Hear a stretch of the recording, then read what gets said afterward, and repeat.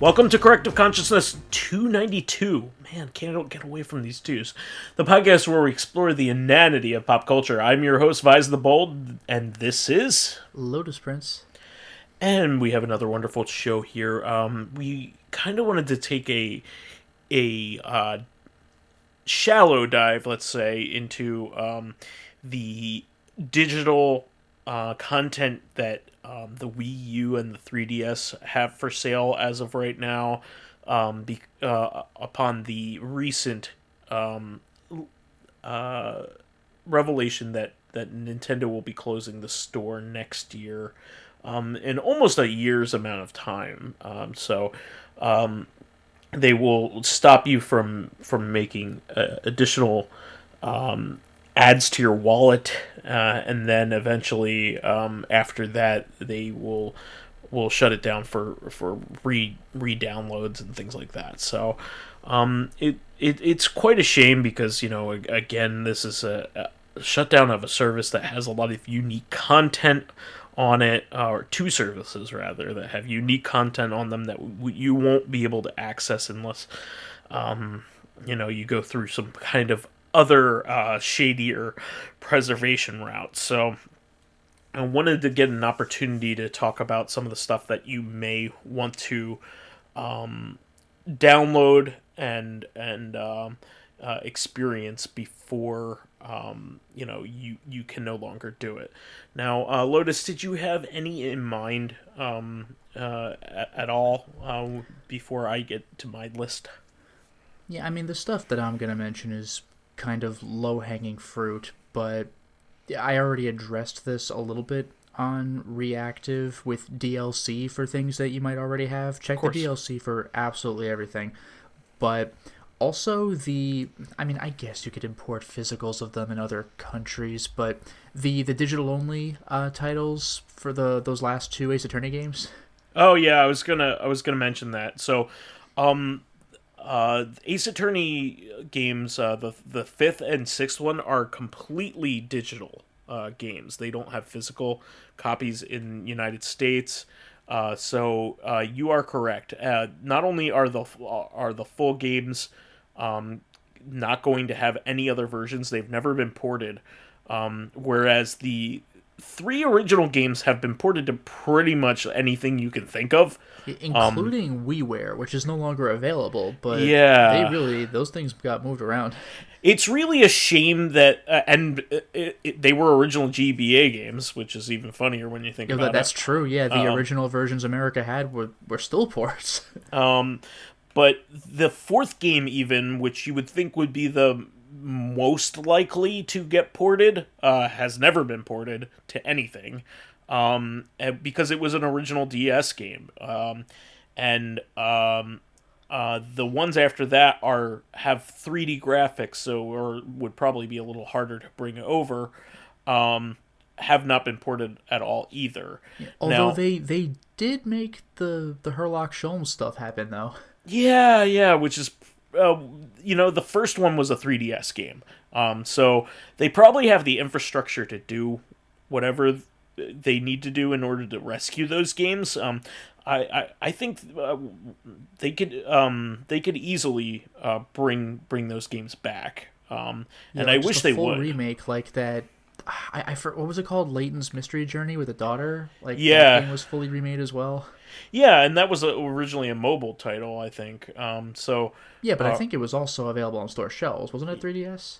Yeah, I think so. But they remade it for Switch, right? Yes. So, I mean, speaking of, there are some Layton games that are on 3DS that have digital content, DLC. But DLC 4 days, yeah. But the Ace Attorney games also have their own DLC on top of their full game. So yeah, I mentioned on Reactive, like some of them are full cases. Yeah. Like I was gonna mention that. I don't care about like extra costumes and stuff like that for like a lot of the games that only have stuff like that, but I care about like story content, and there are major parts of certain games that are not going to be included. Well, it kind of makes me think of the first Ace Attorney game. You know, the big grand finale case. Oh, yeah. With like a new character, and you're like, what? Like I think wasn't that added? Like, did the GBA game even have that? Correct. So the fourth case was a DS exclusive at the time. That's what it was. Okay. Yeah, and you could tell that it was they used 3D graphics that they wouldn't have been possible on the GBA for certain things, for some of the investigation stuff, and it's also a very much a longer case than the normal ones. Yeah, and they had like Resident Evil 1 style, like rotating the items to look at the exactly there's a clue underneath the item. Extra mechanics and a new character. And you dust for fingerprints by blowing on the DS. They fudged that hard for the ports. They can't do that, so they just had you like move the stick around or something. But it's like, yeah, okay, I see what this was supposed to be. But I particularly like the extra case, one of the extra cases. I think there are two for the fifth one. Do you know who your client is? No, I went out of my way to not know anything about the games I have not played, which is all of them except for the first one. Oh, okay. So do you not want to be spoiled about this? Yeah, I don't know jack shit. The only thing I know is that there's like... I know there exists a clown in the second one. Correct. And that guy with the red visor He's also helmet the worst. in the third or fourth one. That clown is the worst. Well, yeah, because he answers questions in a roundabout way and you don't know what's going on. Correct. And not only that, but you don't know if he's lying or not. Yeah. Although that game does have one of the greatest quotes. I don't know if I could definitively say this because I don't know what's in future games. But I'm still going to throw this out there and say one of the greatest quotes in the entire series, which is when Miles Edgeworth says, "You're not just a clown, you're the entire circus." That's such a good line. I love Miles Edgeworth. He might be my one of my more favorite characters in that series. And the first game has a really meme-worthy quote that makes sense in context, but like... It was almost Christmas means that it wasn't Christmas. I love that line. What's good about Edgeworth is he might be the antagonist from your perspective, but he's not a bad guy. He believes in what he's doing. So he is not a bad guy per se. He's just against your client because he believes that your client is guilty.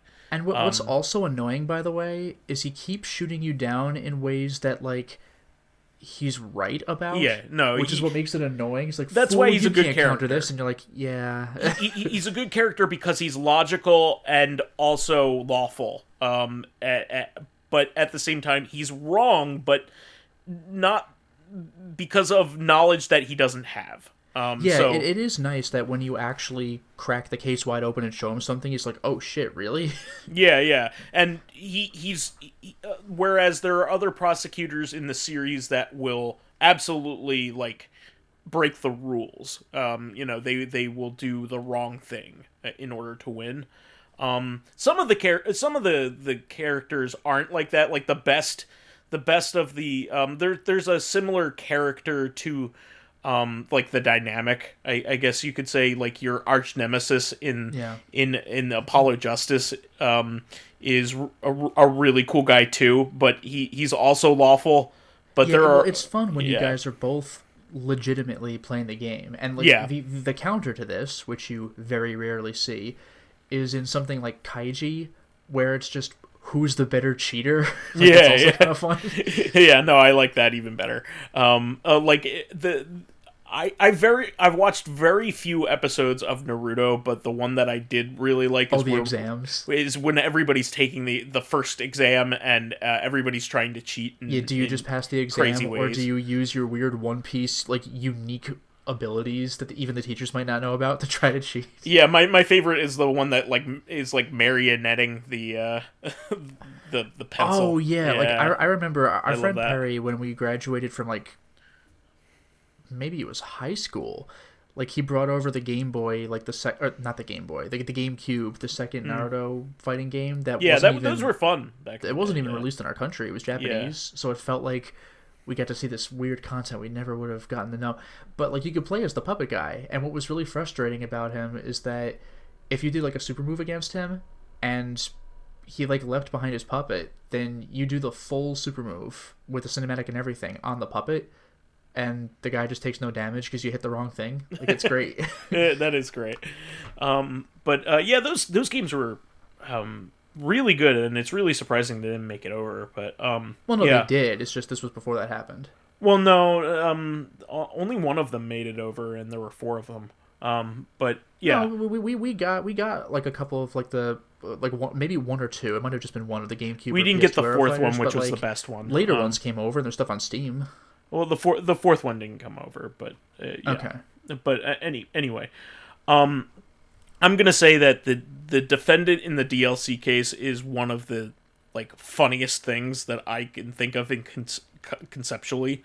And the localizations in general are very funny. Excellent. Yeah, but the just the concept of it is really, really funny, and I thought that was the standout case in that 5th one. The 5th one was a really good game. I really enjoyed it, but like something about so the Ace Attorney games generally have a meta narrative going across all 3 of the cases that you do. Like they're compartmentalized into episodes, so they can stand alone, but there's also usually something else going on over the course of all 3 of them that will culminate in the 3rd one. And there's just something about like an unrelated case that's self-contained, like a Monster of the Week kind of thing that's like, going on. As cool as it is, and it's good content, it does feel like, are we just spinning our wheels because the story is just straight up pausing? Yeah, this new case. So, like, there's something fun about a totally self-contained case that also kind of has a goofy premise. Like this would never happen in real life kind of crap. That's what happens in that 5th case. Like something that would never ever freaking happen. And it's all the better for it because like everybody's being very serious about a really stupid topic. That's kind of funny, and I really, really like that. But I'm not going to spoil that for you. Of course, definitely seek all the DLCs. Like I said, I don't. Your mileage may vary on this kind of stuff, but like hats and shit. Like I don't care about that. But like actual level content, this is where it's at. I also know that one of the more underrated RPGs, Seventh Dragon Third, who was made by the creator of Skies of Arcadia and Phantasy Star. That game had a lot of DLC as well, and a lot of it was free. So I would definitely download a lot of that. And probably some of the biggest stuff that I really loved was digital-only games to begin with. So there were these... there was this game series where famous creators of video games kind of came together and made like a collection of their own short form games. It was kind of like a game jam thing almost, but with like famous video game creators. I need to look up what it was called because it was really interesting. Let me see if I could look it up. In the meantime, did you have any more that you would recommend I had the people most get? obvious answer in the world that you would be a fool to not get if it's even still available. I don't know if it was a DSi thing. Photo Dojo, baby. It was a riot.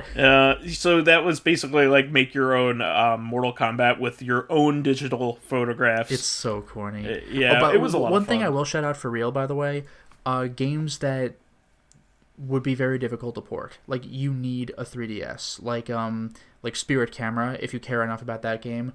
Or, I think Dead or Alive Dimensions. Apparently that game makes legit use of the 3D. Oh, wow. That's pretty cool. Unless it just looks good in 3D, I'm not sure. But, like, yeah, certain games that really... I mean, the Spirit Camera, I know, absolutely requires the 3D. So stuff like that. Oh, also, if you were ever curious about being able to crouch walk, then the 3DS version of Metal Gear Solid 3, I suppose. You can crouch walk in that game. So, the games that I was going to talk about were a collection that were really interesting. So, probably the most uh, interesting and prominent of them all was a game called Crimson Shroud. Have you ever heard of this game? It's kind of a little on the obscure side. Like, it's possible, but there are a few games I can think of that are Crimson something, so I may Oh, or okay. may not have heard of this. So this was part of the Guild 01 compilation, and what this was Level 5 got together with a bunch of video game makers and made a compilation, and everybody made a different one. And the Guild 01, there were other games in it, but they all actually came to the United States, which was actually really neat. But they all came separately. They didn't get a compilation release here, but it was kind of funny because they kind of all drip fed to the United States. So we didn't know whether we would get them all. But Crimson Shroud was created by Yasumi Matsuno. Do you know that name? I don't think so. That is the creator of the Evil Ace games. That he made Final Fantasy Tactics. Also, the other Evil Ace game. What was it? Vagrant Story. Just that name sounds like something that would be in like a vocabulary word in FF13. So, well, it's actually FF12 is an Evil Ace game as well because Sori Mitsuno Oh no, you could directed tell, that. like, yeah, hot blonde open shirt boys like FF12 and Vagrant Story, like, just immediately. So the Final Fantasy Tactics was the first game to take place in Evil Ace, which is a continent, a world. Maybe I'm thinking like the l'Cie or something from FF13. Like, I know FF13 is not an Evil East game, but Evil East just sounds like a word you would hear in FF13. Yeah, but this is one of the very few like constant worlds that Final Fantasy had at the time, because usually Final Fantasy games didn't have many sequels or even games that took place in their same space. Yeah, like there's Final Fantasy like 10 and 10-2, and then there was... That was the first time, really... well, this was the first time, even before that, where some stuff had some crossover. Although, I will shout this out, although what you are saying is still first, but FF12 is a character in it named Shinra, implying it's like a secret prequel to FF7. I mean, it's more like references in Final Fantasy. It's just like there are No, themes. it could be a name like Biggs and Wedge, but wasn't there a thing about how that guy's like, I'm gonna make my own company? Like, I thought it was supposed to be like an actual thing. Oh, what game has that? I want to say 10 or 10-2. Oh, really? Wow. Yeah, like, I think it might be like the name Shinra is like actually significant. Well, I'm not 100%, but they might I think just that be was supposed to be like They just might be being cute and not actually it having could be. continuity. It could be. I know Sid's in every game, but it's a completely different character who happens to be named Sid. But that might have actually been something. Yeah. But Crimson Shroud was made by Yasumi Matsuno after he dropped off of the Final Fantasy 12. I think he stopped making Final Fantasy 12 like about halfway through because of exhaustion. Yeah, that game was ludicrously ambitious. Whether you like it or not, that game really aimed high. But this game was really cool because it was kind of pared down. It's a tactical game, but it is done in a way. It has the best way to put this. It has the aesthetic of a Dungeons and Dragons campaign. So the main characters are all talking to each other, but they're all in static, pictures. But when they're playing, they are game pieces on a 3D Oh, that's grid. great. They're actually game pieces. They are game pieces. It's not like Disgaea where they're little cutesy characters that move on squares. No, they are literally game pieces, so they look like, what you would look like on a D&D map. Yeah, the fighter character, put him over here. Yeah, that's clever. Not only that, but every turn that you play, you actually play with different types of die, and you roll the die. Wow. Yeah, and it's a lot of fun. And there are moments where if you throw the die just right, it will fall out of your dice box, which is really funny. But that only happens like very, very rarely. But it does. That's actually a thing in Suikoden when you play Chincharin with the dice, where you roll 3 dice. If you mess up the roll and 1 or 2 of the dice go out of the bowl, then that's a loss. Like, that actually counts. Yeah. But it's a thing you could do. Yeah, so this game is really unique in terms of storytelling, and it's actually one of the best RPGs for the system, but like very few people played it because it was a digital only game in an era where that wasn't like the norm. This was still during an era where people mostly physically bought their games. So and not let alone a system for children before children had easy access, to that kind of thing. So, on the Switch, nobody would bat an eye. That could be a gigantic hit. But this had a limited audience, for people that, actually use their 3DS on a Wi-Fi connection and all that kind of stuff. Yeah. But there was also another game. I can go through them all because like they are all games that you can only access through the 3DS eShop. There was Liberation Maiden, which was made by Goichi Suda, Suda 51. Yeah, we had that talk when we were going through his whole, what's the word, filmography, gameography. Yeah. So this is a game that was on simultaneously released on iOS and part of this Guild 01 collection. And you play as a young anime girl who is somehow the president of Earth. It's because her father got assassinated. Okay, so that makes more sense. But that's still not how that works. That's how a monarchy would work. She flies in a gigantic mech and fights evil. Yeah. Oh, it's Metal of Chaos. Yeah, it's very similar in concept. There's Airporter, which was made by Yute Saito. I don't know who Yute Saito is. Let me look up Yute Saito because it must be somebody famous for something. Let me see here. In the meantime, shout out to Final Fantasy Theatrhythm and its loads of musical DLC. Have fun with that. Be sure to get that. Yeah, there's a lot of that. So Yute Saito made Sim Tower, so that makes sense. Okay. Originally released as Tower in Japan, but was co-opted by Maxis as part of the Sim series. Yeah. And then he also made Odama, the pinball game for the pinball RTS game for the GameCube. Remember that? I didn't even realize it was pinball. I only ever knew it as an RTS. Didn't that have like mic support? Yes. So you are controlling the troops on the ground through commands through the mic while you are playing pinballs, and you have to be careful not to trample your own troops with the ball that you are trying to use to topple the bad guy. Yeah, that is one of the more ludicrous games I think I can talk about.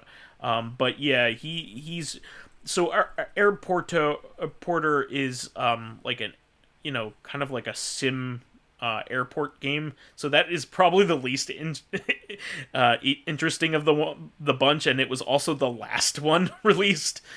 I mean, like, for us, I agree, but like if you're one of those like Sim City, Sim Tower, Sim Hospital, like this is like the secret sim game you didn't know about. Like, that's extremely interesting in that regard. Yeah, that's true, and I'm sure it's good because he was one of the founders of that genre. Because Maxis published his game. It was that good that they imported it at the time. And then there was Rental Shop Deomas, which was another one of the final ones that people didn't think we were going to get. It is a role-playing game where you are running a weapon shop, and you basically have to like the action in it is making better weapons, and like what you need to do is gather like materials and things like that to make better things. Yeah, it makes me think of standard RPGs where like once you clear the second dungeon, the shops across the world update. So like you're that guy, like, oh shit, I need to maintain relevancy. Yeah. And then there was a Guild O2, which had some really great games on it. I need to look it up though. I have them all. Guild O2. Yeah. So Guild O2 had a game by Keiji Inafune, of Mega Man fame, and also Mighty Number 9. This is a shocking revelation to me. He made a game called Insect Tank, which made it to the United States, and that one was quite good. It was a good game. I really enjoyed that. That was a really cool game. Yeah, let me see here. I have a lot of these. And then Kazu Abaye, Ayabe, who made the summertime vacation games in Japan. They're like cult hits in Japan that are a lot of fun. They're basically like summer like simulations like of doing fun things when you're a kid. So like they have like activities that like they're a bunch of mini games, but they have like a lot of heart to them, and non-sexy DOA extreme. Just regular old volleyball, running an obstacle course. Okay, but yeah, they're really charming games, like where you can explore an area. There's of course a meta narrative going around, but like a lot of it is basically just supposed to invoke a certain feeling of being a kid and enjoying summertime. So those games are pretty popular in Japan, but he made a game called Always Sometimes, or Attack Always, of the Friday. Never. No, Attack of the Friday Monsters is what it's called in the United States, and that's really good, and it's also the lone game that he directed that came to the United States officially. Yeah, Attack of the Friday Monsters, A Tokyo Tale. So that's really cool, and there's also a really cool Bugs versus Tanks. Yeah, that's the Keiji Inafune one. There is a game called Starship Damray, which is actually my favorite of the whole. Probably my second favorite. Crimson Shroud's the favorite, but Starship Damray is really darn close in my mind. So I don't know who Starship Damray was made. I think it was, but I don't have that info in front of me, but it is really cool. So it is a suspense game. That where you are a character who just woke up from suspended animation on an empty starship, and you have to investigate what happened to the crew.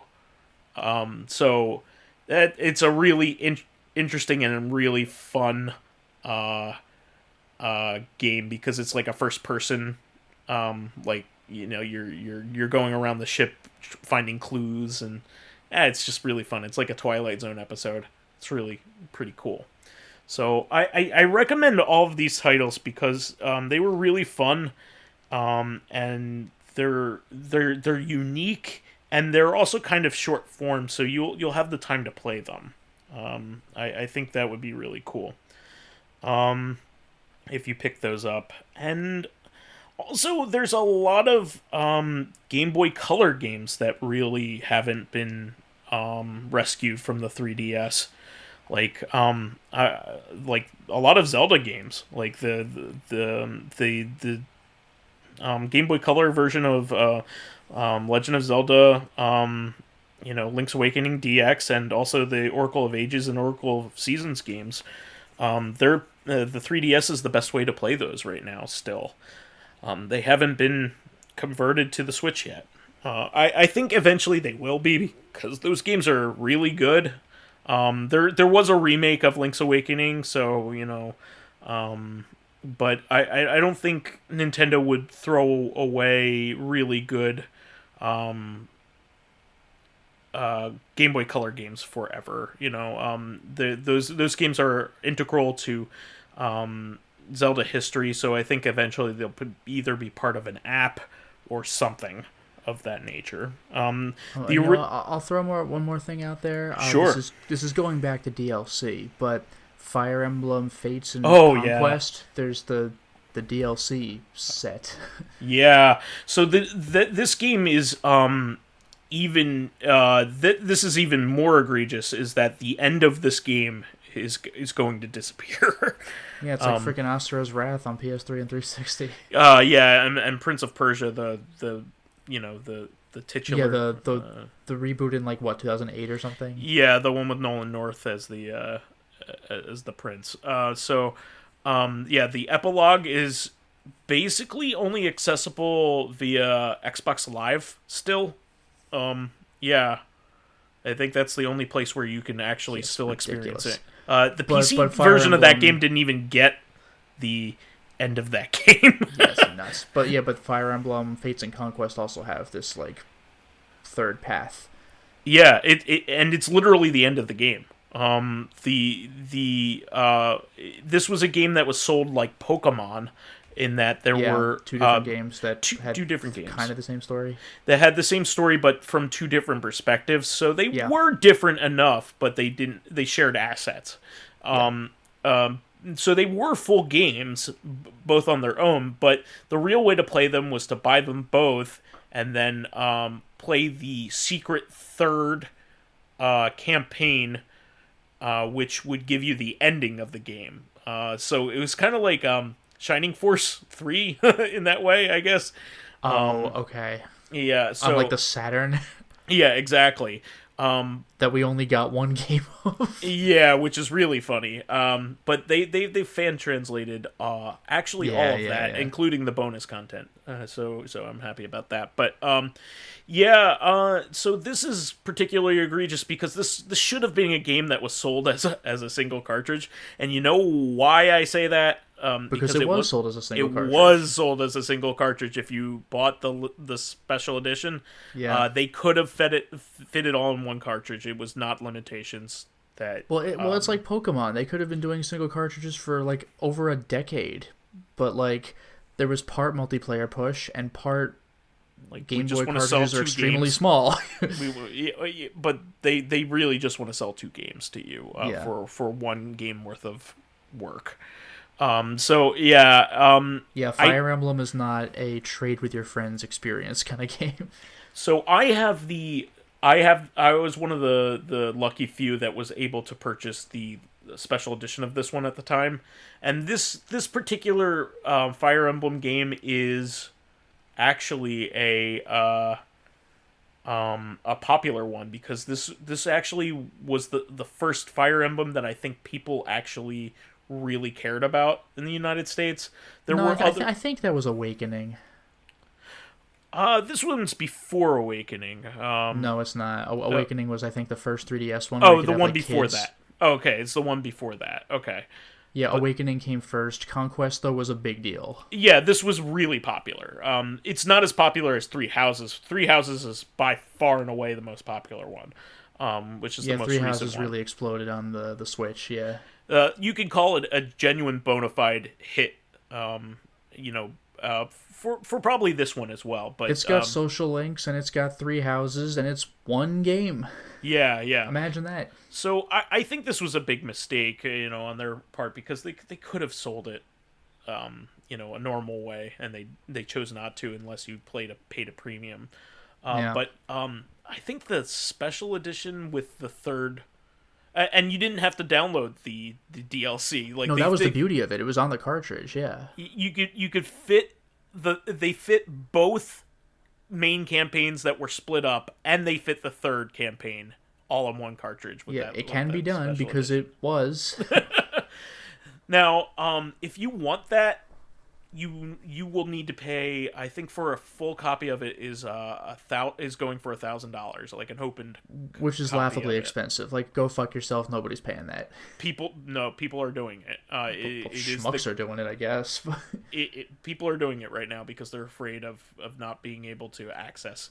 If only there were stuff. some way you could buy the DLC right now at MSRP. Fucking idiot. Hilarious, but like you have a fucking year. The collectors are really I'm a collector too, but like not like off. that. Yeah, I'm a collector to a certain point. Like I will happily buy something that's rare for $60-$80, you know. But yeah, like I want Tron Bonne on the PS1. Guess what? I bought it for like $10 on the PS3. Exactly. Got it. Exactly. So do yourself a favor and you know buy like there was an article that said there are some games that are really expensive on the on the secondary market, you know, if you want a physical one, but you could download it digitally if you want. Yeah, there was a on whole the thread, 3DS. and there are now internet articles about like games that you could buy right now at regular price and not clown makeup go on ahead your and own do it. face prices. Yeah. Yeah, go ahead and do it, please. Because eventually, you know, that money can be put towards better things than it could be this. put towards like 500 3DS games. Like, or what the fuck are you doing? Yeah, exactly. Actually, So that's not true. Let's say 200 or 300. yeah, but real quick before we move on to fan stuff, there was a 3D Classics line of NES games on 3DS that was pretty short-lived, but the ones that they did put out were pretty cool. So these games had like a 3D look to them if you turned on 3D for the 3DS. Yeah. So they looked kind of cool in that way because they were NES games that had a 3D look to them, but you could turn that off. But what they did was they also modernized the games in some ways. They made Kid Icarus the most playable form that I've ever seen it in, the original Kid Icarus. The original Kid Icarus is not very good. I'm gonna just go out and say that. People kind of talk about it. That's not exactly a hot take. Yeah, people talk about it as kind of, you know, fun. Like the character designs are cool. That's what it's known for. But the actual gameplay is very difficult and very frustrating. And very difficult to figure out like what you're doing and why. Yeah, the beginning of the game is by far the hardest part of the game, and you may not even get past that first level because of that. The game becomes progressively easier as you play it, instead of the other way around, which is how every other game works. Oh, and by the way, you reminded me, speaking of best version of old game, you've mentioned these before, but there's also like Sonic the Hedgehog and Outrun and stuff like that look gorgeous on the 3DS. Yeah, so I was actually going to get to that right after this, but Kid Icarus has a really good version, and Kirby's Adventure has a really good 3D Classics version. So does Urban Champion, but stay away. Well, but Sega's M2, before they made the Sega Ages collection on the Switch, made 3D classic ports of a lot of these games that are kind of precursors to those Sega Ages projects. So they would take a game, an old Sega game, and make really, really cool features on it. Like Afterburner, like plays just like it would in the arcade, and even has like arcade sounds when you move your 3DS, because it goes on gyroscope if you want it to, which is really neat. But also the best version of Gunstar Heroes is locked to the 3DS because of it. So Gunstar Heroes is my favorite game, and I really love it. But there is one glaring flaw about it, if you ask me, and that is that you can't switch fixed and free movement in the game, which is a normal thing that you're allowed to do in basically any other run and gun video game. nowadays. You can hold a shoulder button and stop moving, but continue to aim in any direction. That is a normal feature since Contra 3, but instead Gunstar Heroes makes you choose whether you want your character to continue to move or whether you want them to stop while you're shooting. And that's pretty frustrating. You shouldn't have to choose. You should be able to toggle it. By the way, you know what I noticed when I was watching a playthrough of Gunstar Heroes? Oh, what's that? There are lots of parts of Mischief Makers that reference Gunstar Heroes. Oh, yeah. His treasure references treasure, like the levels where it's called Clancer War or something, where you're running through the highway and punching guys until you fight one dude on a mech, like Gunstar Heroes did that. Yeah. And I was like, oh, look at that. So Gunstar Heroes is Treasure's first game, so and probably their best. I mean, unless you count Ikaruga. Ikaruga is kind of their swan song too. But anyway, this is the best version of Gunstar Heroes because they actually implemented that feature.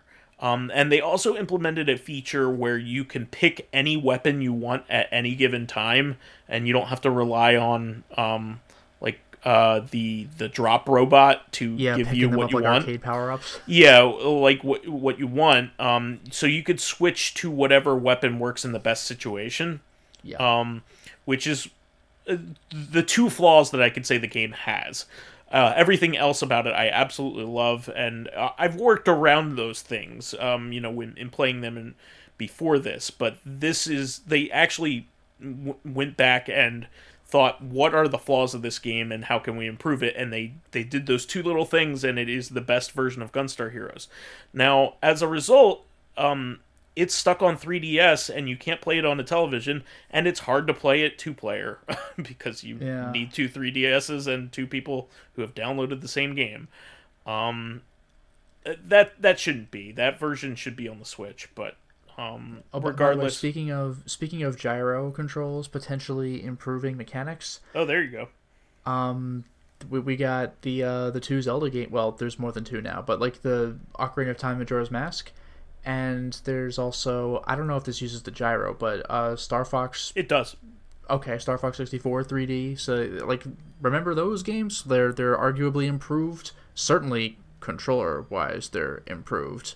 And the graphics do look pretty gorgeous, too. Lighting is a bit different, so you could take that or leave it, but these classics with, like, technically improved versions on the 3DS. Solid stuff. Yeah, and also the last Rhythm Heaven game was digital only on the 3DS. Rhythm Heaven Megamix, which is a combination of all the best of the Rhythm Heaven has to offer. I think it was physical in Japan, but it was not physical here. There's a lot here. I mean, there's plenty more that we can mention. And maybe we'll do a deeper... We mostly covered in reactive with like DS titles and N64 titles and stuff like that, and there's only a couple of Wii games. And like Xenoblade Chronicles X, you mentioned that 100 times. We've talked about Wii U and what games need to be rescued from that quite a bit. So and most of them have. Yeah, and honestly, there's Xenoblade's like the last big one, if you ask me. I mean, there is a Paper Mario game, but and Kirby Rainbow Curse and the Kirby game, yeah. And the Yoshi game, if you don't count the 3DS. And the Wii U versions of Wind Waker and Twilight Princess. But yeah, there's like little standout titles. Yeah, I mean, and most of those, and you will have noticed, are not completely exclusive. They are either ports or have ports, just not in the best places. I think that we could do a deeper dive if we want to later on, but we have to move on. Yeah, we got a couple comments here.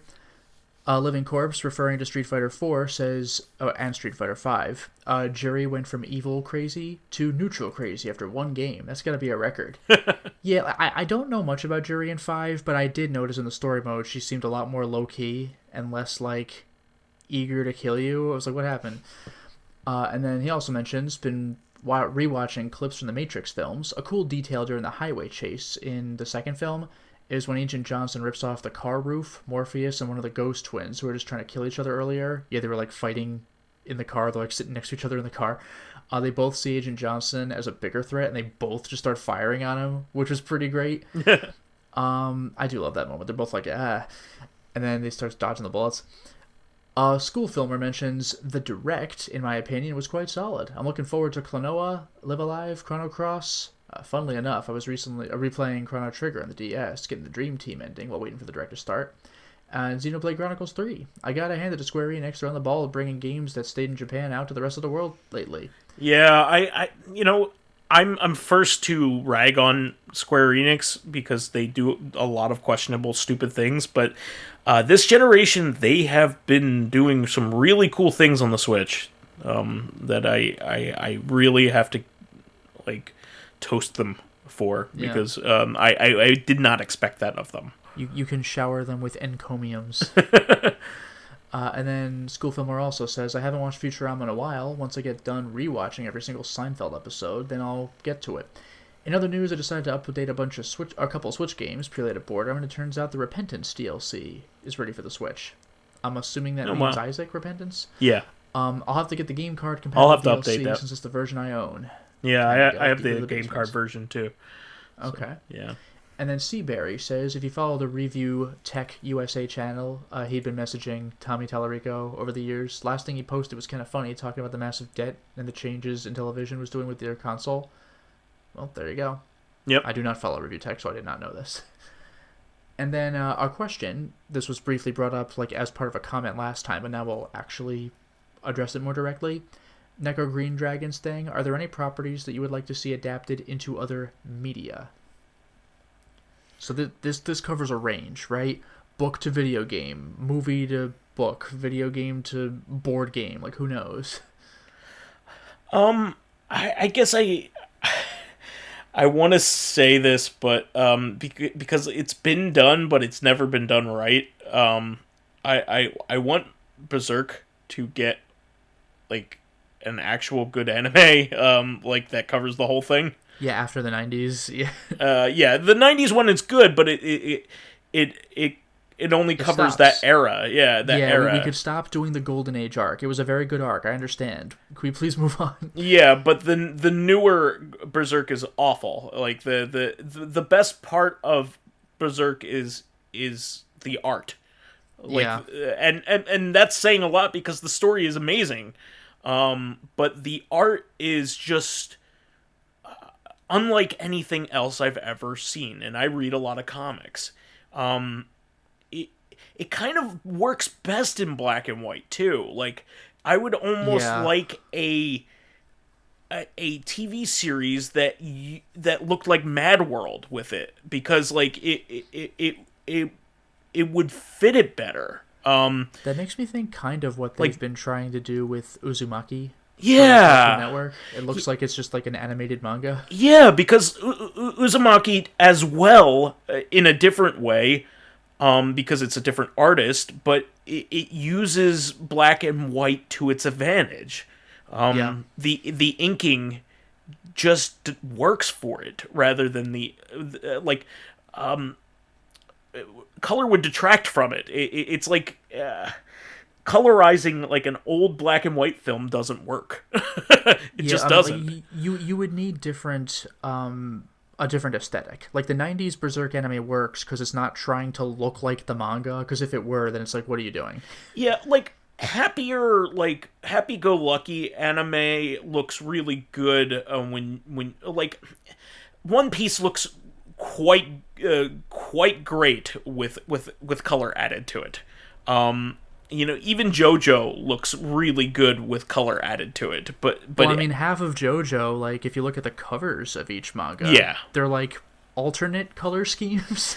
But the thing is, the color stuff in Berserk, all the covers are paintings rather than the sketches, and so it even though it's done by the same artist, it's a completely different art style. So that's where the difference lies. In One Piece, you get color versions on the cover, but it looks like the same style. Like the Berserk ones are straight up paintings, whereas I don't know of anything else like that other than maybe Devilman that does it like that.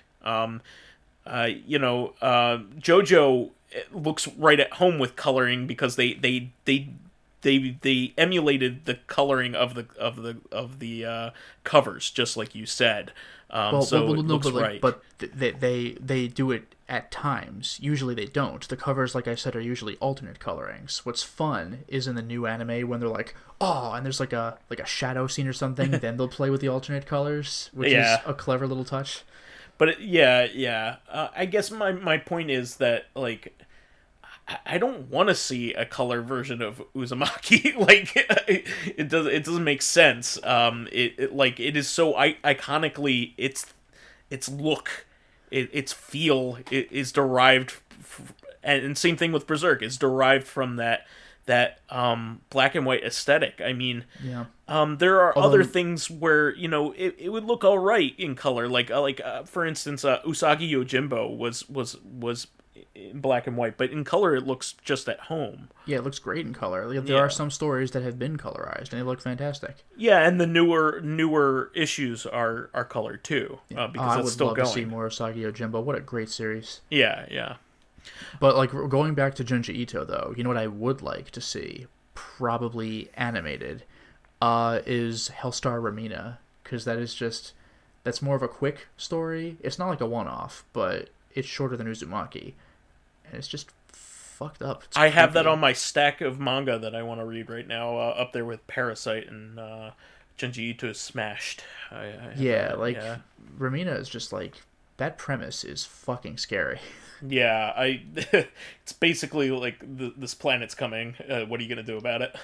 Yeah, but not only is it coming, it's like the next day speed. It's like visibly closer, which means that is going blazingly fast. It's like, wait a minute, it's just like Sephiroth's supernova attack. It's like, oh, Jupiter's just gone now, and you're like, what? Like, that's the scariest shit ever. Yeah. Let's see, what else would be good. I mean, I would love to see even a Berserk like RPG. That would be pretty cool. Well, I was actually thinking, because like recently there's been, I think, pre-orders for like a Dark Souls like tabletop role-playing game. They're trying to like adapt that. So I was trying to think of like the reverse. Like, this has been done before, board games being adapted into actual movies, like Clue, they did that. I'm trying to think of like board games that like people our age would play now, that like just the overdone like 10 hours to play board games. Like, I'm imagining like just adaptations of that, which could potentially be interesting, or maybe even something simpler like The Resistance or whatever, or Coup. Like, it'd be kind of interesting to see that like fleshed out in that universe. Oh yeah, like a Clue TV series would be really fun, actually. Just every episode, the same character, like the same actor who plays Mr. Body just dies. And it's just like, who did it this time? I don't know.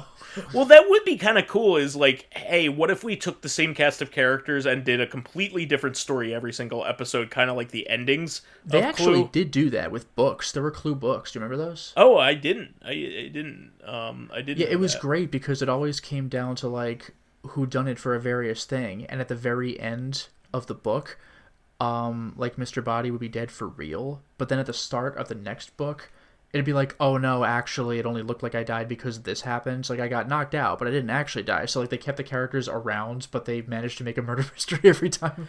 That's comical, even though it's they made it wacky to have really more than funny. one book, but it was fun. But what I mean is they can kind of do alternate tellings of every single episode. Something happening differently every single time. Oh, okay. Like like the bad guy is the culprit, the murderer is different every single episode, and then they restart time the next episode and do it a different way, keep it interesting that way. You could probably only keep that up for figure it out. Yeah, it could be like maybe only good for one season, but it would be. There's no way you're going to do that forever. Yeah, exactly. They could do kind of like a Groundhog Day kind of thing. I was thinking like Deathloop, where I'll try something different this time, and like, oh, who do they kill this time? And then you like reverse it. Exactly. I would like to see. I mean, this has already been done as well, but I want to see a like one that actually lasts long, a Constantine series that lasts long. You know what's kind of Like, interesting is the PS2 and PS3 games that tied into the movie. They yeah. made use of like secondary gadgets that actually showed up in the movie, like when he was in that James Bond like Q scene where you see all the weird shit like that he's not going to use in the movie until he gets the one item he does need. But you could use all that weird secondary shit in the game. Like that's clever. Or like in Men in Black, where they can actually use the like all the different weapons that they didn't use in there. Yeah, they only gave him like the big cool gun and the noisy cricket, but there were way more guns. Yeah, well, again, Men in Black could be a live action TV series, like, very easily. Well, it was. Didn't they do it? Well, no, they didn't do a live action one. They did a cartoon. So No, didn't they do a live action like Men in Black like International or something? no, that was a movie. That was not. Excuse me. That was not a TV show. Okay. If they could do it, that premise lends itself to what weird alien thing do we have to deal with this time? Yeah. a Monster of the Week. It is exactly what that is. It's a Saturday morning. I mean, I know there literally was a Saturday morning cartoon, but that's a Saturday morning cartoon. But they could have done that with Ghostbusters. I mean, I brought that up. Like, they could still do that with Ghostbusters. I mean, they could make that into a show. In fact, it works better as a TV show because you could show the different ghosts.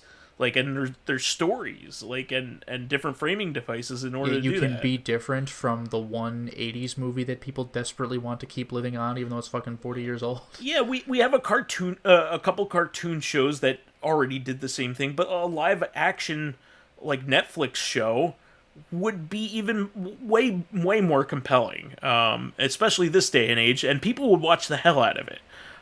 So I don't know why they're not doing it. You know what would also be cool, by the way? They made books out of this, but I wouldn't mind seeing a TV series of individual arcs for Magic the Gathering.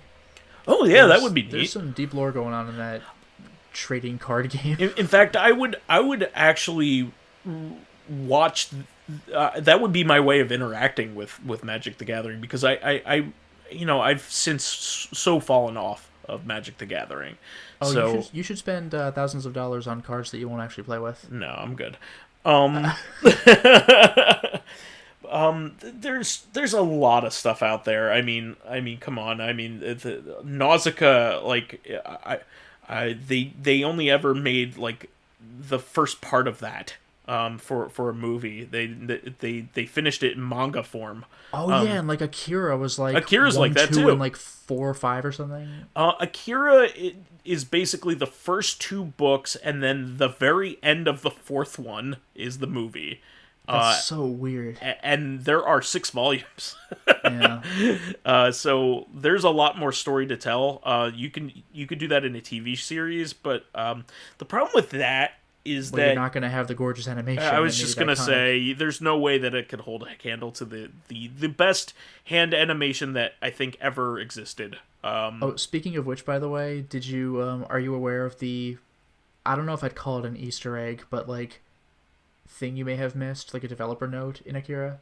Oh, what's that? Like there's some scene in like a computer room or something where there's a little note attached to like a monitor or something, and written on it, like, in English, is just, like, a rant from one of the artists or animators. It's like, oh, this is such a pain in the ass. The boss is on my case about doing this shit. Like, oh my god, like, it's amazing. That reminds me of that one Famicom game that has, like, an entire, like, rant about every single one of the guy's coworkers in it. It includes explicit dialogue, too. Okay, well, my go-to reference for that is the new Tetris for the N64. Oh, boy. Where it's just like this. No, you know what my favorite one was, though? Was, I didn't even notice this. Somebody pointed this out to me in the comments section. In Ride to Hell Retribution, there's one part where you enter an office, and it's not like an eye doctor's office, so I don't know what this was doing there, but there's one of those, you know those eye charts where there's the big E at the top and the letters get smaller as you go down like a pyramid? Of course. If you pause, and you really have to pause, this goes by fast, but there's like those letters make a message, and I forgot the name. It was like Rob or Joe or something, but like guy's name is a bastard, or is like it was something like a bastard and a slave driver. And it's like, whoa, what is this?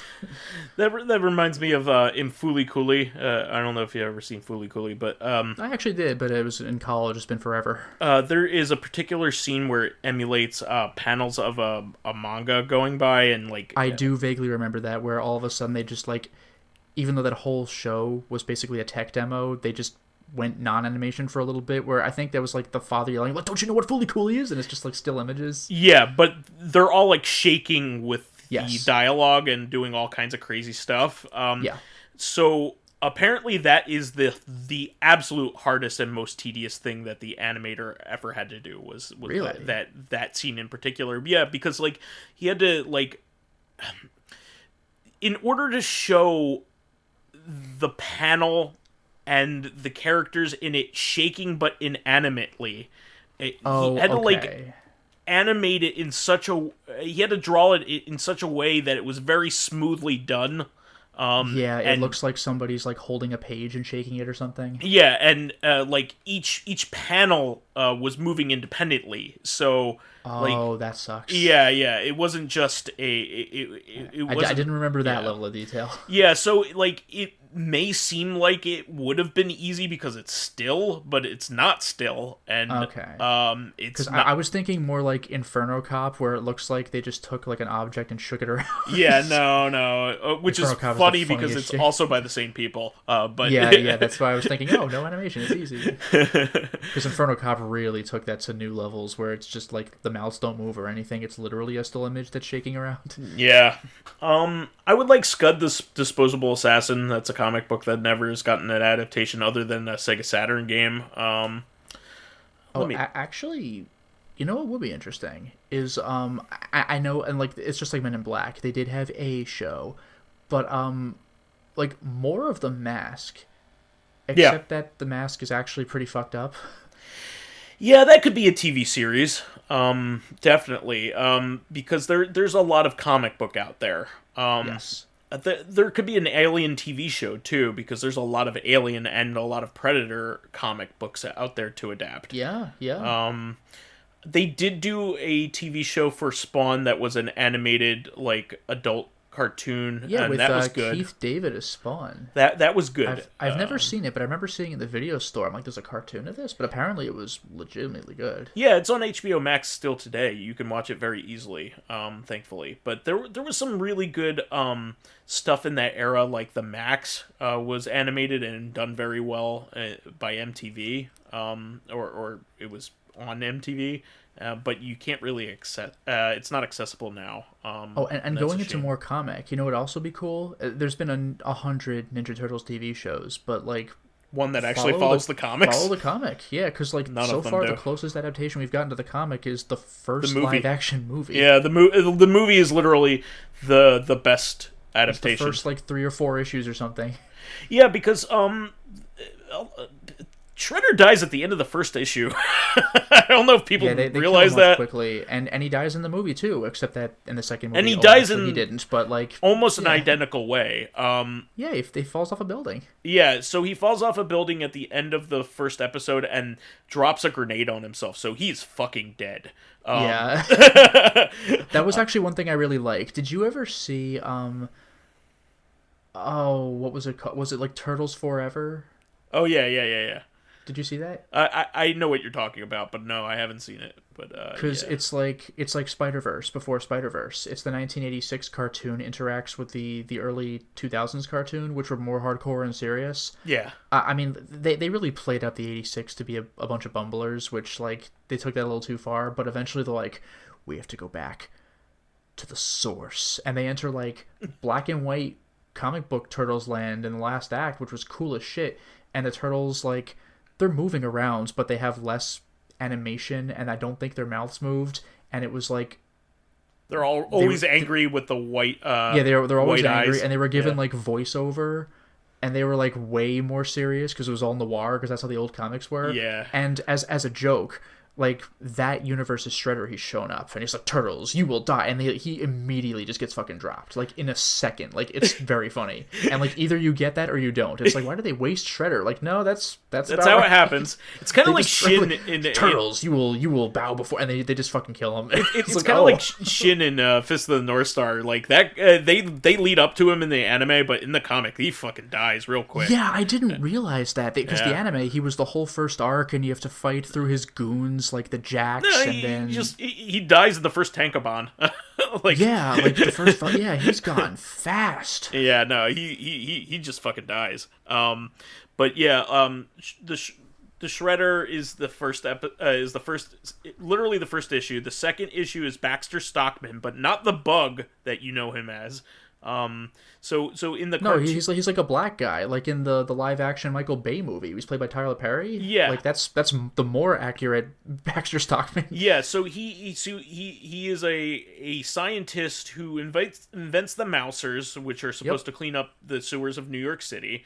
But he uses them to rob banks. Instead of because they can go through walls super easily. Exactly, but that does happen in the cartoon show. But in the cartoon show, he he flies himself, like he flies himself, like Jeff Goldblum's The Fly. Yeah, the '86 cartoon had a lot of, like, it had alien references, it had The Fly references, it played with stuff like that every so often. So yeah, he's Jeff Goldblum's I know there's an earlier Fly movie, but he's Jeff Goldblum's The Fly. Yeah, he becomes except not like fucking horrifying because it's Cronenberg. So he becomes that for the remainder of the cartoon show. Yeah, like you like. When I was a kid, I didn't even know he was a human. Like, the action figure was the Fly guy, the video game was the Fly guy. Like, so, like, when you see him in the original, like, Nintendo game, where he's in a little capsule, I was like, oh, it's the human form. And is Phase 2 going to be a Fly? No. he's the first boss in Turtles in Time as the Fly. Yeah, Turtles in Time, he's just the Fly. Yeah. But that's his existence in the cartoon show. He is not like that in the comic at all, because he's just the inventor of the Mousers and then dies at the end of that. He's like he's Alistair Smythe. He makes the Spider Slayers. Yeah, and April O'Neil is his assistant, not a TV reporter. Oh wow! Even the movie had her as a TV reporter. Correct. Except for weirdly a different channel number. Yeah. Than what it was on the show. I don't. Whatever. Yeah, but April was not a news reporter. I guess they wanted to make her in the cartoon show more like Lois Lane. Yeah. Except unlike Lois Lane, like. Well, I don't know if it's unlike Lois Lane, but she was bold. She was always chasing stories and, like, just talking back to Shredder to his face. Yeah, and she was an action girl. She was a damsel, but she was more capable than the typical damsel. You know what I really like, by the way? It got to the point where Shredder, like, knew her name. Like, I know if it's local news, you might be familiar with the newscasters, but, like, the Shredder knows April O'Neil from the Channel 6 News. Like, all right. I guess he's captured her enough times. He probably figured it out. Well, she knows that she's an associate of the Turtles eventually, but... it is pretty funny that, like, Ninja Master, like, he's like, oh, the local news reporter. All right. But, yeah, she is... basically drives their party wagon around, which is basically just a VW bus. It's basically just buy the toy. But in the comic book, it's just a VW bus, like a VW mini bus, like, you know, which it's really funny because I just dug out my old trade paperback of the Ninja Turtles.